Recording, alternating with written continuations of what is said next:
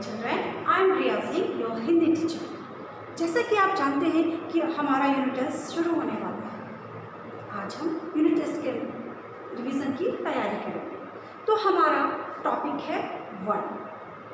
मैंने आपको पहले ही बता दिया है कि वर्ण भाषा की सबसे छोटी इकाई है जिसके हम टुकड़े नहीं कर सकते। वर्ण को हम अक्षर या ध्वनियाँ भी कहते हैं। जब हम मुख से कुछ भी बोलते हैं तो हमारे मुख से ध्वनियाँ निकलती हैं। इन्हीं ध्वनियों को हम वर्ण अक्षर कहते हैं। तो इसकी अगर हम परिभाषा कहें तो वर्ण भाषा की सबसे छोटी इकाई है जिसके हम टुकड़े नहीं कर सकते। क्या हुआ? वर्ण भाषा की सबसे छोटी इकाई है जिसके हम टुकड़े नहीं कर सकते। जैसे मैंने कहा कमल, क म ल, क पहला वर्ण, म दूसरा वर्ण, ल तीसरा वर्ण, 3 वर्ण से कमल बना हुआ है। क्या? क को जब हमने तोड़ा तो इसमें 2 चीजें मिलती हैं, स्वर और व्यंजन। तो जो क, जब हम क का उच्चारण करते हैं तो हमारे मुंह से ध्वनियाँ निकलती हैं। क तो पहला क्या है? क, और उसके अंत में जब हम उच्चारण कर रहे हैं तो हमारे मुंह से ध्वनि निकल रही है अ। तो अ क्या है? स्वर है, और क क्या है? व्यंजन है। तो स्वर और व्यंजन के मेल से ही वर्ण बनते हैं। अब क्या हम इस क को और छोटे टुकड़े कर सकते हैं? नहीं। तो परिभाषा हमारे सामने है कि वर्ण भाषा की सबसे छोटी इकाई है जिसके हम टुकड़े नहीं कर सकते। अब ये वर्ण के प्रकार कितने हैं? वर्ण के 2 प्रकार हैं, पहला स्वर और दूसरा व्यंजन। स्वर वो व्यंजन होते हैं जिनकी आवाज़ जब हम बाहर निकालते हैं तो हमारे मुंह से हवा बाहर की ओर निकलती है और कोई भी रुकावट नहीं आती। तो स्वर कितने होते हैं? 11। जैसे ओ, आ, ई, उ, री, ए, ओ, ये यहाँ तक स्वर 11 होते हैं। तो स्वर कितने होते हैं? 11। और व्यंजन 33। व्यंजन कितने होते हैं? 33। तो 11 और 33, तो वर्ण कितने हैं? 44। वर्ण कितने हैं? 44। 11 स्वर और 33 व्यंजन। अब 33 व्यंजन कौन कौन से हैं? क वर्ण। क वर्ण में 5 वर्ण आते हैं, क, ख, ग, घ, अ। दूसरा है च वर्ण, च, छ, ज, झ, ञ। तीसरा है ट वर्ण, ट, ठ, ड, ढ, ण। चौथा है त वर्ण, ट, थ, द, थ, म। और लास्ट है प वर्ण। प वर्ण में क्या क्या आता है? प, फ, ब, भ, म। ये 25 ये स्पर्श व्यंजन कहलाते हैं। इनके अतिरिक्त हमारी पुस्तिका में जो स्पर्श व्यंजन के अतिरिक्त हैं य, र, ल और व, ये अंतःस्थ व्यंजन कहलाते हैं। मैं आपको पूर्व में समझा चुकी हूँ कि अंतःस्थ व्यंजन का उच्चारण भीतर से होता है। इसके बाद आता है उष्म व्यंजन, कि जब हम इस उष्म व्यंजन का उच्चारण करते हैं तो गर्म हवा हमारे मुंह के रगड़ से बाहर की ओर आती है। ये 4 कौन कौन से हैं? श, स, श, ह। ये क्या है? उष्म व्यंजन। तो ये कितने हैं? 4। अब इनके अतिरिक्त हमारे पास होते हैं संयुक्त व्यंजन। इनकी संख्या भी 4 है, छ, त्र, ज्ञ और श। ये 4 हैं। 4 ये क्या कहलाते हैं? संयुक्त व्यंजन। ये संयुक्त व्यंजन इसलिए कहलाते हैं क्योंकि ये 2 व्यंजनों से मिलकर बनते हैं। ठीक है, मैं आशा करती हूँ कि आपको यहाँ तक ये बात समझ में आ गई होगी। अब हम पुनः वर्ण की ओर से आते हैं कि वर्ण भाषा की सबसे छोटी इकाई है जिसके हम टुकड़े नहीं कर सकते। वर्ण को अक्षर भी कहा जाता है और वर्णों के मेल से शब्द भी बनते हैं। अब आएंगे जब वर्णों का समूह, छोटे छोटे वर्णों का समूह क्या कहलाती है? वर्णमाला। छोटे छोटे वर्ण मिलकर क्या बनाते हैं? वर्णमाला। तो वर्णों के समूह को हम क्या कहते हैं? वर्णमाला। वर्णों के समूह को वर्णमाला कहते हैं। वर्णमाला में स्वर और व्यंजन दोनों शामिल होते हैं। वर्णमाला में कौन कौन शामिल होते हैं? स्वर और व्यंजन। इसमें वर्णों को निश्चित क्रम में रखा जाता है। अगर इनका क्रम बिगाड़ दिया जाए वह सब निरर्थक हो जाता है। तो जब निश्चित क्रम में रखते हैं तो ये सार्थक शब्द के रूप में हमारे सामने आते हैं जिसका कोई निश्चित अर्थ करते हैं। जैसे मैंने कहा रेल, र में एक की मात्रा ल, तो आपको समझ में आएगा एक गाड़ी का नाम है। मैंने कहा कुर्सी, तो ये क्या हुआ, एक बैठने की जगह जहाँ पर हम बैठते हैं। मैंने कहा घर, आपको समझ में आएगा कि किसी के घर के बारे में। अगर उसी को मैं पलट कर कहूँ रघ, मतलब क्या कोई मीनिंग निकलती है? नहीं। तो जिन शब्दों को सार्थक समूह में एक साथ व्यवस्थित समूह के रूप में लिखा जाता है उसे ही हम शब्द कहते हैं। तो वर्णों की संख्या कितनी हुई? 44। इनको दो भागों में बांटा गया, पहला स्वर और दूसरा व्यंजन। इनके उच्चारण, स्वर जो है स्वर, इनके उच्चारण में स्वतंत्र रूप से किया जाता है। जैसे अ, आ, छोटी ई, बड़ी ई, उ, बड़ा उ, री, ए, ओ और अ। ये 11 है। जब हम इनका उच्चारण करते हैं, अब मेरे साथ आप भी उच्चारण करिएगा। अ, आ, इ, ई, उ, री, ए, ओ, अ। तो जब हम इनके उच्चारण करते हैं तो स्वतंत्र रूप से करते हैं और हमारे मुख से हवा बाहर की ओर निकलती है। इनकी संख्या कितनी हुई? 11। अ और अह, अंत में क्या आता है? अंग और अह, यह भी स्वरों में गिने जाते हैं। वैसे इनका स्थान स्वरों के बाद यानी व्यंजनों के पहले आता है। तो अंग और अह को हम क्या कहते हैं? अयोग वाह कहते हैं। अंग और अह को हम अयोग वाह कहते हैं। अंग का प्रयोग, जिसे हम अनुस्वार कहते हैं, हमेशा नाक से की जाती है। इसका उच्चारण कहाँ से होता है? अंग का प्रयोग नाक से, इसलिए इसे हम अनुस्वार कहते हैं। इनका चिन्ह क्या होता है? अंग की मात्रा एक लाइन खींचकर ऊपर एक छोटी सी बिंदु के रूप में किया जाता है। जैसे हंस, कंस, कंगन, लंगूर, ये क्या है? अनुस्वार है। अब हम अह का प्रयोग, जिसे हम विसर्ग कहते हैं, अह को हम क्या कहते हैं? विसर्ग कहते हैं। इसे हम विसर्ग कहते हैं। इनका चिन्ह दो बिंदु के रूप में होता है। इसे किसी व्यंजन के बाद लगाते हैं, जैसे दुख, प्रातः, अतः। ये सब संस्कृत से हमारे शब्दों में लिए गए हैं। इनका उच्चारण क्या है? ह के रूप में किया जाता है। इनका उच्चारण कैसे करते हैं हम? ह के रूप में करते हैं। विसर्ग का प्रयोग तत्सम संस्कृत से आए शब्दों में होता है। जैसे कि मैंने आपको पूर्व में भी बताया कि विसर्ग का प्रयोग हमेशा संस्कृत के शब्दों में ही किया जाता है। अब जो है चंद्रबिंदु, है ना, तो अंक आ पर जो चंद्रबिंदु का प्रयोग होता है या किसी भी शब्द में जब चंद्रबिंदु लगता है तो उसे हम क्या कहते हैं? जब किसी स्वर के उच्चारण के लिए गले के साथ साथ नाक की भी सहायता ली जाती है तो उसे ही हम अनुनासिक कहते हैं। इनका चिन्ह किस प्रकार होता है? चंद्रबिंदु के समान होता है। जैसे आँख, कांटा, पांच, हंसना, चांद, इनके उदाहरण हैं।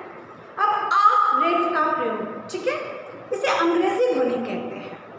अब इसकी गिनती स्वरों में ही की जाने लगी है। यह आ और ओ के बीच की ध्वनि है। इसे अंग्रेजी के शब्दों में लगाया जाता है, जैसे जॉन, डॉक्टर, बाल, ऑफिस, कार।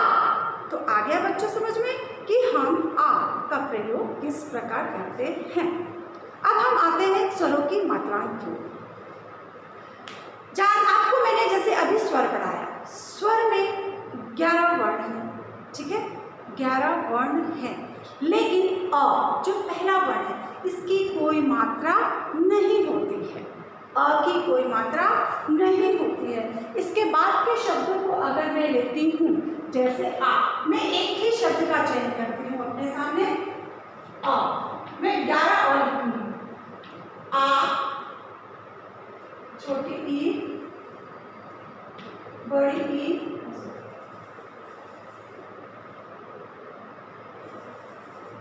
प,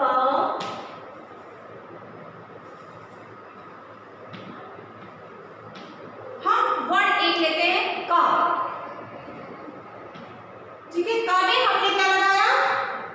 पहला का है जिसमें अ की कोई मात्रा नहीं लगी है। दूसरा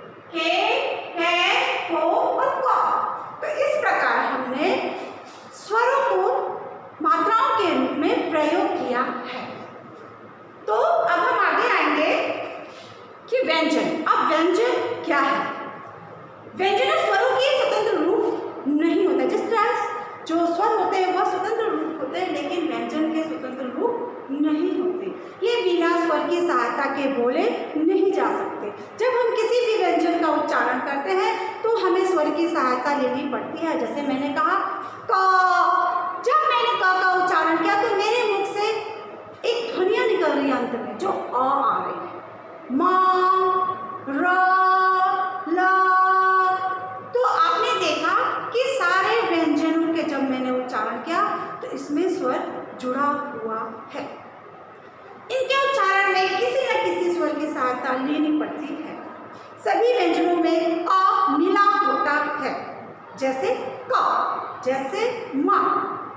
अब व्यंजन हिंदी में इनकी संख्या कितनी होती है? 33, जो मैं आपको पूर्व में बता चुकी हूँ। जैसे पहला वर्ण क वर्ग, इसे हम कंठ की सहायता से, यानी हम जब उच्चारण करते हैं तो कंठ का स्पर्श होता है। दूसरा वर्ग है च वर्ग, इसमें हमारे तालु जो है वो तालु को, हमारे जिह्वा जो है तालु को स्पर्श करते हैं। तीसरा वर्ग है ट वर्ग, ये मूर्धा को स्पर्श करते हैं। ट, ट, ठ, ड, ढ, अण। देखिएगा आपके जी मूर्धा को इन्हीं ऊपर की ओर टच करते हैं। त, इसे हम दांतों के माध्यम से या उसकी सहायता से करते हैं, जैसे त, थ, द, ध, न। देखा आपने? इसके बाद प वर्ग, प वर्ग का उच्चारण हमेशा होठों से होता है। प, फ, ब, भ, म। तो देखा बच्चों कि प वर्ग का उच्चारण करते समय हमारे जो दो होठ हैं वही आपस में टच होते हैं। बाकी मैं आपको पूरी तरह से बता चुकी हूँ। इसके बाद अब मैं आपको कराऊंगी संयुक्त व्यंजन। इन्हीं संयुक्त व्यंजन उसे कहते हैं जो दो या दो से अधिक व्यंजनों के मेल से बनते हैं, वही संयुक्त व्यंजन कहलाते हैं। ये चार कौन कौन से हैं? छ, त्र, ज्ञ और श्र, जो कि मैं आपको पूर्व में बता चुकी हूँ। इनके शब्द हैं रक्षक, भक्षक, छो, छ। त्र, पत्रिका, त्राण, सर्वत्र। ज्ञ वर्ण से सर्वज्ञ, ज्ञाता, विज्ञान। श्र वर्ण से श्रीमती, श्रम। तो यहाँ तक आपने देखा कि जो स्वर और व्यंजन के मेल से ही वर्ण बनते हैं। अब हम आएंगे अ, किसकी मात्रा नहीं होती है? आ की कोई मात्रा नहीं होती है। अड़ और ढ के नीचे बिंदु लगाकर ध्वनियाँ बनाई जाती हैं, ठीक है? ढ अड़ा जैसे घोड़ा और पढ़ाई। ज और फ, ये अरबी और फारसी शब्दों में ज़्यादा प्रयुक्त होते हैं, इसे हम नुक्ता भी कहते हैं, जैसे जरूर। फर्क, ये उर्दू का इसमें प्रभाव है। किसका प्रभाव है? उर्दू का। अब र वर्ग से आने वाले शब्द। र का प्रयोग तीन प्रकार से होता है। ऊपर जब हम दुर्ग, धर और स्वर्ग लिखते हैं उसमें हम र रेफ का प्रयोग करते हैं। अब दूसरा है नीचे तिरछी रेखा के रूप में, जैसे द्रव, ग्रह, प्रकार, इसमें हमने र का प्रयोग नीचे तिरछी रेखा के रूप में किया है। इसके बाद नीचे उल्टे वी के रूप में, ट्रक, ट्रम, ड्रम। तो र के साथ, इसके बाद हम देखेंगे कि र के साथ छोटा ऊ और बड़ा ऊ का प्रयोग किस प्रकार किया जाता है। अगर र के साथ छोटा ऊ लगता है, जैसे रुपया और रु, तो र के नीचे, जैसे सारी मात्राएं हम सारे व्यंजन के नीचे लगाते हैं, लेकिन जब र का प्रयोग ऊ, छोटा ऊ और बड़ा ऊ में होता है तो यहाँ पर नीचे न लगकर बीच में लगाया जाता है, जैसे रुपया, रुक। अब बड़ा ऊ की मात्रा के साथ हम र का प्रयोग करेंगे। र में बड़ा ऊ की मात्रा रू अर्थात रूप और रूखा। तो देखा बच्चों कि किस प्रकार हमने स्वर और व्यंजन को पढ़ा। अब हम आएंगे अपने वस्तुनिष्ठ प्रश्नों की ओर, जो आपके एग्जाम में आएंगे इसी तरह से। तो आपको उनमें से चुनना होगा, चयन करना होगा। आपके पास 4 ऑप्शन रहेंगे, उसमें से एक ऑप्शन को आपको सही पर क्लिक करना है। जैसे आप सही पे क्लिक करेंगे उत्तर आपके सामने होगा। तो आते हैं प्रश्न की ओर। पहला प्रश्न है, वर्ण को कितने भागों में बांटा गया है?